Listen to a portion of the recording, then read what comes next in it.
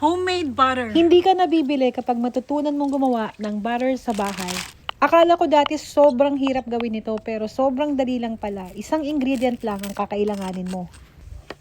Gagamit lang tayo dito ng heavy cream. Make sure i-check mo yung label ng fat percentage. Mas mataas, mas maganda. Scrape lang natin. Next step, gamit ang hand mixer. I-whisk lang natin ito. At dito sa part na to, nagsisimula ang pinaka-exciting part. At bago tayo magpatuloy, save mo muna tong video na to para pag ready ka nang gumawa, madali mo lang babalikan. Habang patuloy mo yung wini-whip, mapapansin mo na biglang magsiseparate yung butter at liquid. Yung liquid na nakikita mo dyan is buttermilk. Dyan na nagsisimulang maghiwala yung fat at yung milk.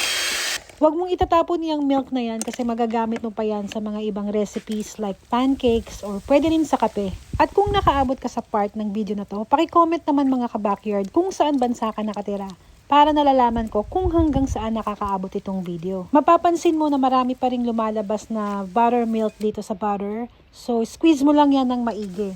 Importante yan para mas tumagal yung shelf life ng butter. Next step, huhugasan lang natin to sa ice bath.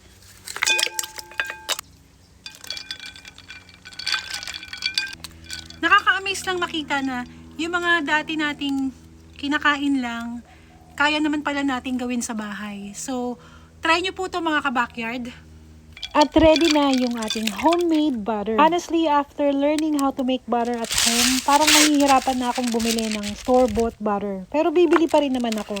Pero pag may time akong gumawa sa bahay, gagawa talaga ako. Hinati ko lang pala to sa dalawa. Yung isa para sa salted, yung isa naman is unsalted. Iba talaga yung feeling kapag homemade yung ginagawa mo. Parang merong sense of accomplishment. Kayo rin ba nakakaramdam kayo ng ganun? By all means, ang dali lang bumili nito sa tindahan. Hindi ka pa mapapagod. Pero ang sarap kasi kapag ginagawa mo from scratch ang isang bagay. Tapos kakainin ng mga mahal mo sa buhay. At higit sa lahat, ibang-iba talaga yung lasa ng homemade. Kasi syempre, hindi yan nilagyan ng mga preservatives na pampatagal ng shelf life. Inilagay ko lang to sa refrigerator para tumigas ng konti. At eto na yung ating homemade butter.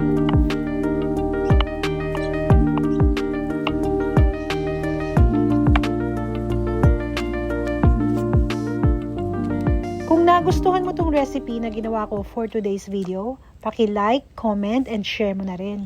And don't forget to follow for more cooking videos like this. Tara at tikman na natin tong butter.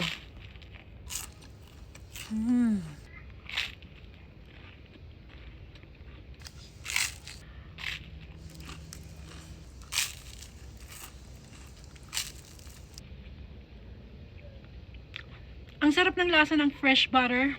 Siguro ang sarap nito sa mainit na pandesal. Sana matry nyo.